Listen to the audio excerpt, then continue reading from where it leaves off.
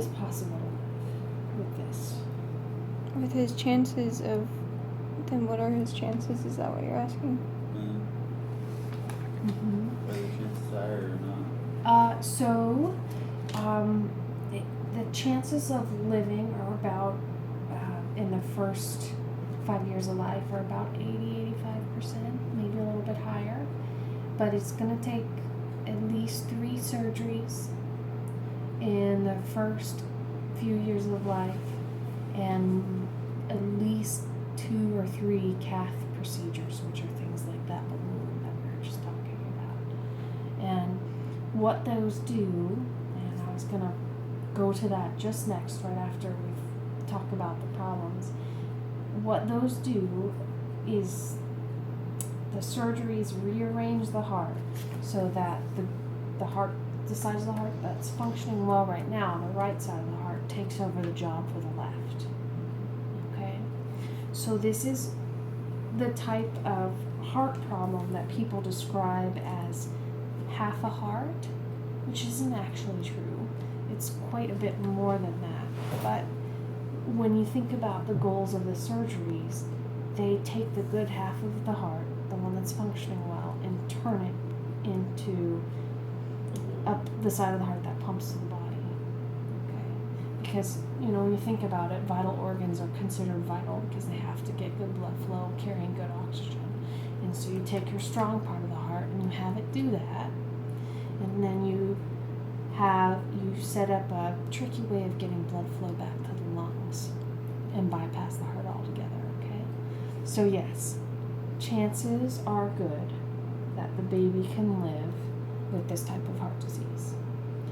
Now, total lifespan is significantly shorter probably than all of us in this room, okay? So we don't really know if it's going to be 20 years or 30 years or 40 years because science keeps changing. Everything keeps getting better over time. But we do know that when you're going through life on one ventricle, and it's the ventricle that wasn't designed to do all that extra work, that it doesn't last as long. And there's no way of predicting how long it will last, but we have plenty of kids that get into teenage years, get into their 20s, live until their 30s right now. And that's with kids that have had surgery 20 or 30 years ago, okay? So, can't say for certainty, but, yeah. So are they handicapped or anything like that? So that's a good question. So, really depends on what else is happening with the baby, but say the only major issue is the heart disease, okay? We know that when they have this type of heart disease, that their brains aren't formed quite the same. They're more immature, and sometimes they have little tiny strokes when they're a fetus, okay? So some babies have that, some babies don't, but probably the brain will just be a little more immature when the baby's born than, say, maybe a month behind or something, okay? So not very much, a month or so behind.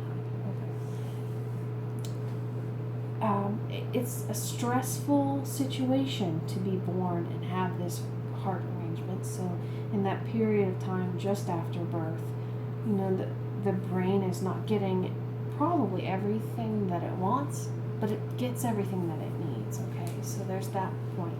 And then there's 3 heart-lung bypass surgeries, all right? And during heart-lung bypass, and we haven't even talked about it yet, but your brain doesn't get a normal blood flow. It gets, they take care of it so that it should be okay during it, but it's not a normal blood flow. So what we know is that kids that have this type of heart disease have a higher risk of having attention issues.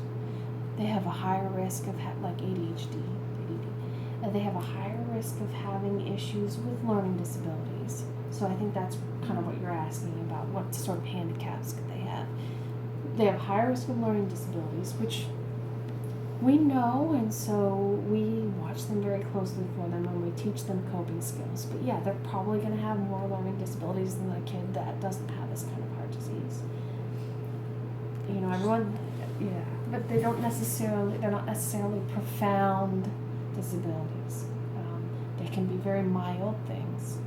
To put it in context, there are kids with this type of heart disease that are still able to go to college, and then there's some kids that, high school is kind of the limit of what they're capable of doing, whether it be disabilities learning-wise or ADHD, but that's not that much different than when you think about any person without heart disease. There's certain people that want to be college bound, and there's certain people that aren't going to be college bound, and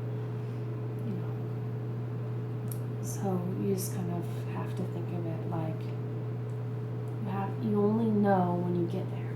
Like, you won't know these sort of things early on. So what I want to know now is this hospital capable of doing the surgery or not? Okay, Hold so on. we don't